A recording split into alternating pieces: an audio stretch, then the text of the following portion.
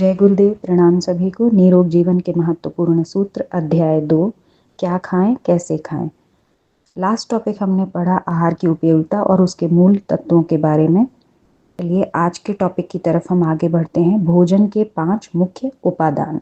इन खाद्य वस्तुओं का वैज्ञानिक प्रणाली से विश्लेषण करने पर जो मुख्य पदार्थ पाए गए हैं उनको 5 भागों में विभाजित किया गया है। पहला प्रोटीन या मांस जातीय पदार्थ है, दूसरा चिकनाई या चर्बी जातीय पदार्थ, तीसरा कार्बोहाइड्रेट या श्वेतसार जिनका शर्करा के रूप में रूपांतर हो जाता है, चौथे हैं क्षार अथवा विभिन्न खनिज लवण, पांचवा है पदार्थ है जल, और जो अनेक खाद्यों में आधे या पौने भाग से भी अधिक होता है।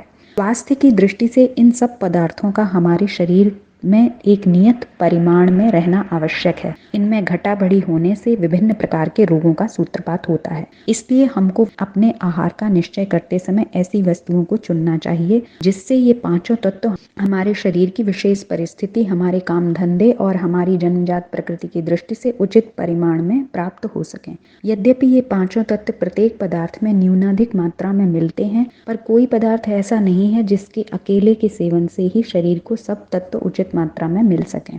कुछ लोग दूध को ऐसा भोजन बतलाते हैं। यह बात छोटी आयु के लिए तो ठीक मानी जा सकती है, पर बड़ी उम्र के परिश्रमशील व्यक्ति का पोषण अकेले दूध से नहीं हो सकता। इतना ही नहीं, दूध कितने ही लोगों के लिए उनकी प्रकृति के अनुकूल सिद्ध नहीं होता। इसलिए इस बात की आवश्यकता होती है कि दैनिक भोजन की वस्तुओं का ऐसे ढंग से चुनाव किया जाए जिससे हमारे शरीर को प्रत्येक तत्व उचित मात्रा में मिल जाए और उससे शरीर की वृद्धि और घिसाई की पूर्ति ठीक ढंग से होती रहे।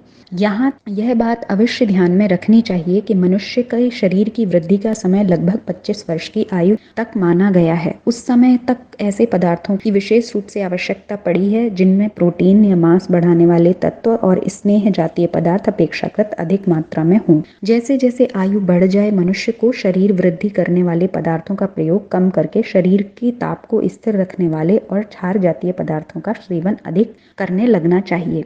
इस प्रकार उपयुक्त आहार उचित मात्रा में ग्रहण करना ही स्वास्थ्य का मूल मंत्र है। पर खेद है कि इस तरफ ध्यान देने वाले व्यक्ति बहुत कम संख्या में दिखलाई पड़ते हैं। अधिकांश लोग तो जिह्वा के स्वाद को ही भोजन की एकमात्र कसौटी मानते हैं। बहुत से अन्य व्यक्ति बढ़िया, कीमती, पौष्टिक समझे जाने वाले पदार्थों का अधिक मात्रा में सेवन करना स्वास्थ्य और शक्ति की दृष्टि से लाभजनक समझते हैं, पर ये दोनों ही दृष्टि भ्रमपूर्ण है। स्वास्थ्य रक्षा के लिए वही भोजन उत्तम माना जा सकता है जो सादा और ताजा हो, जिसके जीवन तत्वों को अनुचित रंधन क्रिया द्वारा नष्ट न किया गया हो, जिसमें उपर्युक्त 5 तत्व अपनी अवस्था और आवश्यकता प्राप्त हो सके। इसी को विचारशील व्यक्तियों ने संतुलित आहार का नाम दिया है। इसी पे हम स्वस्थ और सुखी जीवन व्यतीत कर सकते हैं। तो इस पैराग्राफ में गुरुदेव ने हमें बताया कि भोजन में 5 इम्पॉर्टेंट फैक्टर्स हैं।